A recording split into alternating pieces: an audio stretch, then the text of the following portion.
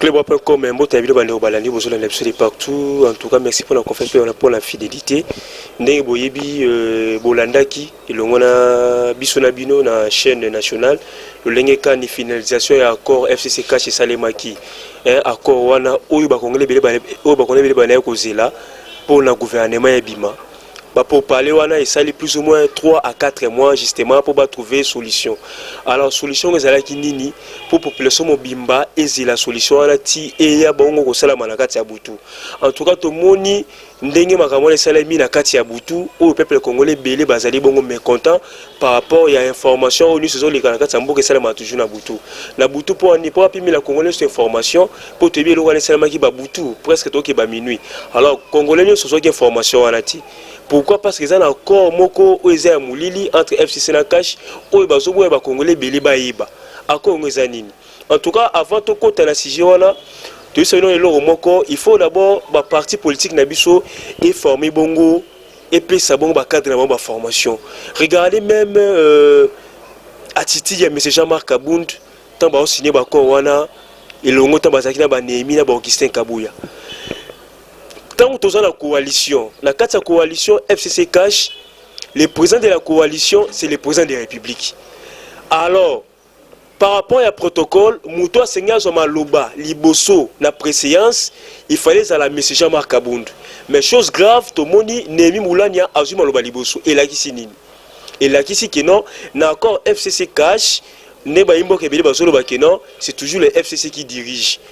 À part le dossier Wana, ils ont sous dossier Moussoussou, Oyo, bah point essentiel, il y a accord Wana FCC cash. Dans le cas de l'accord Wana, il faut remarquer que non, le premier ministre, Ilunga Ilukamba, Azabongo formateur ya gouvernement. Cela veut dire quoi? Entre les deux regroupements, bah tu bongo 4 solutions. Il y a liboso, bah ça la bongo effectivité ya coalition pour gouverner ensemble. Donc FCC na cash, bah gouverner bongo ensemble. Bango mi balé nzela moko. Yango bomoni que non lelo libala ya FCC na cash est confirmé. Ils ont confirmé. Alors mouto a trahir. Ils ont mouto au place recours dans Mbeba. Pourquoi? Parce que bah accord ils ont déjà signé. Yami balé. Ils ont adoption ya gouvernement commun. Donc FCC na cash baza bon gouvernement commun. Gouvernement commun wana alors ba gouverner ensemble. Maintenant toké na kati ya programme. Adoption d'un programme commun pour ba gouverner ensemble.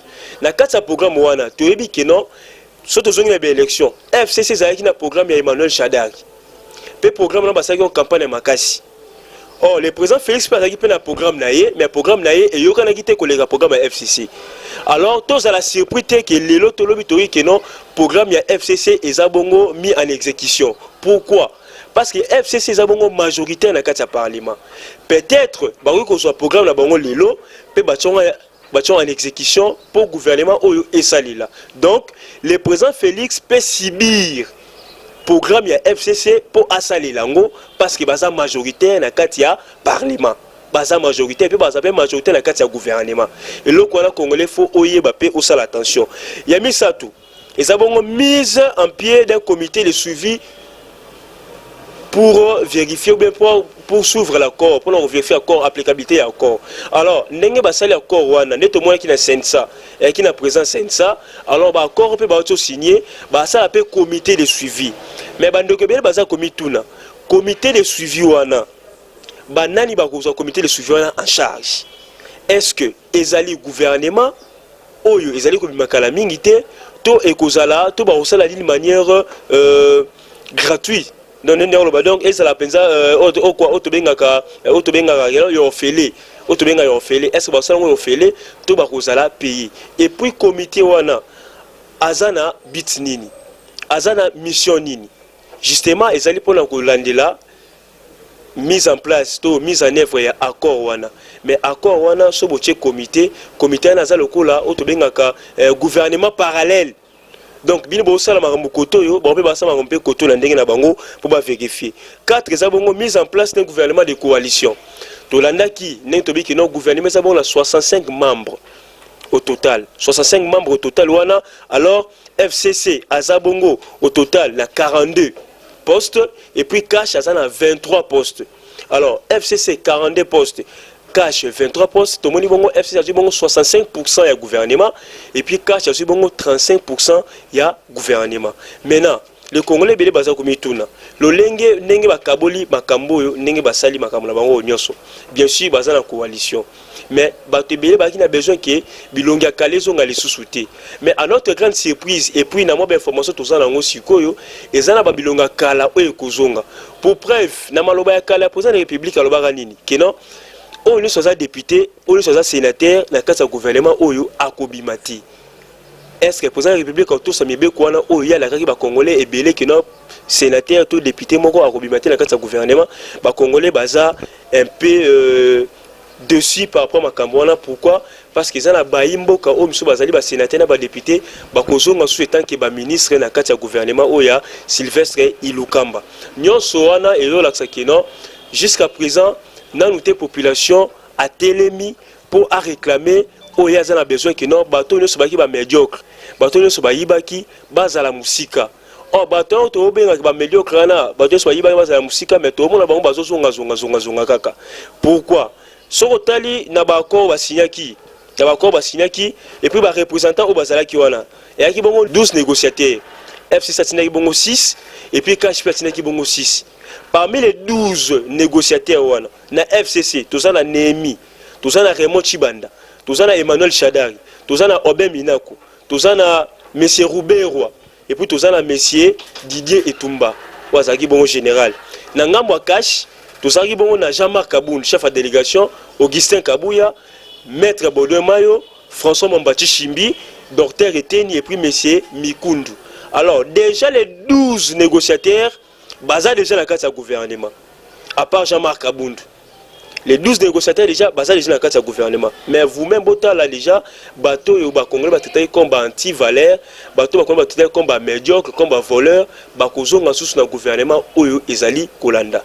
Maintenant tout ça comme tout na. L'autre fois tant tout ba gouverneur bazali qui élit, tout le chef de l'État a celle qui bongo séminaire ba gouverneur pour appeler ça ba piste de solution, to appeler ça ba mécanisme ndeni ba ko travailler par rapport à projet naïe. Alors le chef de l'État ko sala on appelle le lenge moko na ba ministre bazo bi makala mingi te. Eza bongo caution marque parce que ba congolais belé baza bongo impatient aux la gouvernement. Et puis l'homme sous ces ali nini. Parmi les accords au FCC na cash ba signé, il y a un problème, il y a un ministère régalien, un ministère de souveraineté.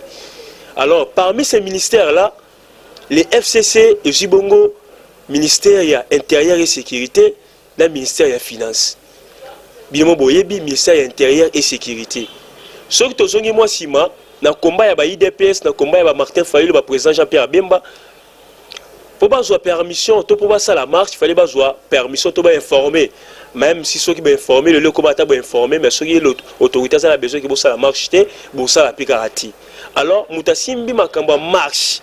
Mutasi makamba manifestation. Mutasi makambo nyonso ya ba manifestation ya balabala ba meeting, et bongo ministère intérieur et sécurité. Alors, le ministère wana ils ont na maboko sous FCC. Par rapport à la manifestation nyonso wana, ceux qui lelo population nga telemela ba imboka oya FCC o ba ko yiba peut-être na gouvernement wana. Ba ko zo permission to ba zo permission ti. Ils ont posé problème wana. Pourquoi? Parce que dans la marche et puis dans la manifestation mususu, il faut le ministère intérieur da déployer des éléments à la police na ba 6 nyonso pour ba mettre un peu ko encadrer population.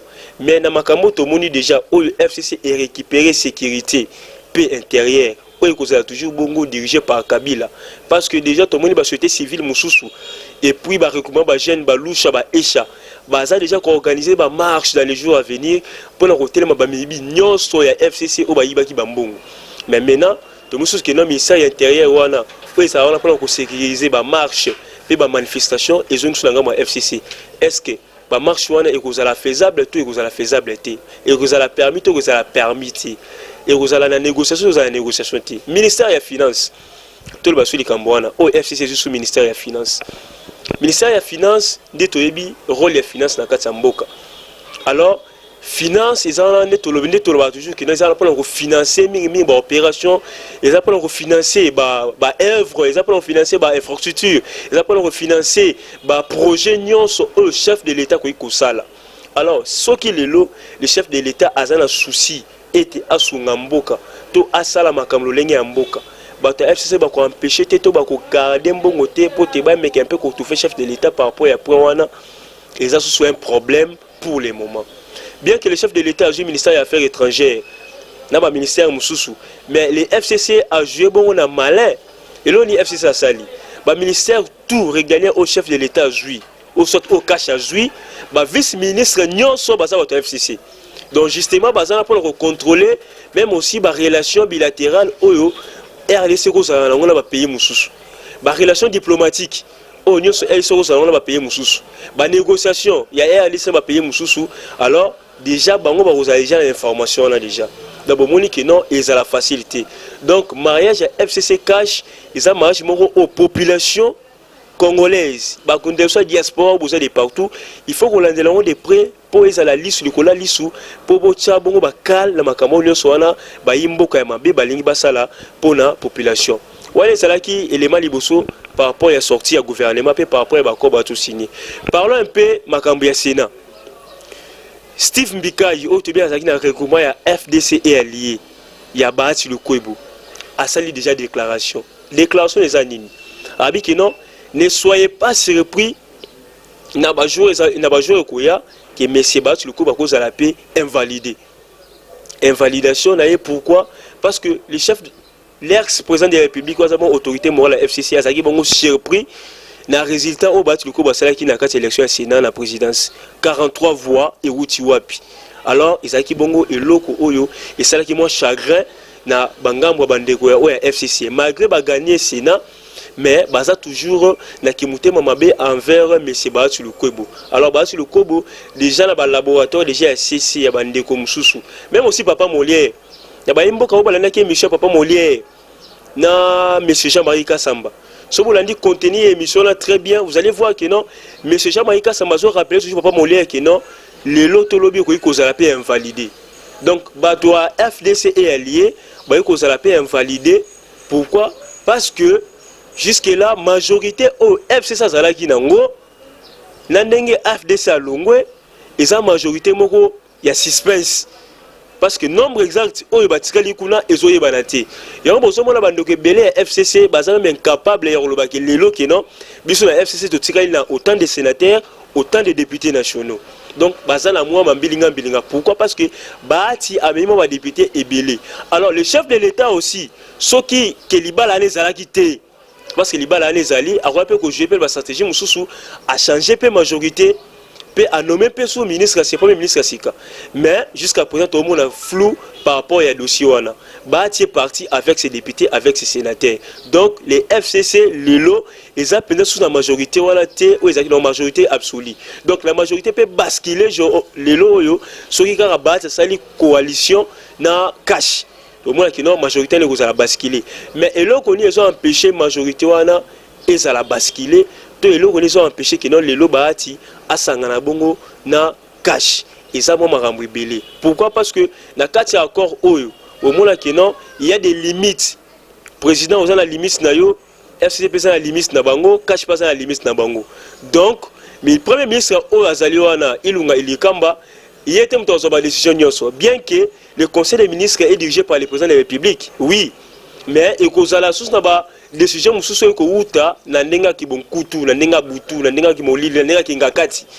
Donc ba décision mususu bo uta kuna. Pourquoi? Parce que la majorité des ministres baza bon ba ministre ya kingakati. Alors tant bo sala ba réunion na bango pour ba tia système na bango pour ba mettre en œuvre oya bango makanisi oya bango projet bo mona kino e kozala bongo très mouche pour la présidence de la République pour la paix programme là très kitoko. En tout cas, par rapport à M. Bahati, Steve Mbika ici à lobby, que bientôt là, la session extraordinaire, peut-être Bahati le coup sera invalidé. En tout cas, on va dire point où tu es la journée à Lilo, bien que tu continues l'émission, nous avons invité la biso calamité pour nous faire toujours l'éclaircissement par rapport à la négociation FCC cash, puis par rapport au gouvernement, ils ont calamité, bien que le gouvernement est tenu le ministre Ebele à FCC. Restez branchés. Merci beaucoup avec l'appui à Berger Junior et puis il y a Messie de la Nation et le monde a marqué ça sur ma caméra. Quant à moi, je vous dis un grand merci.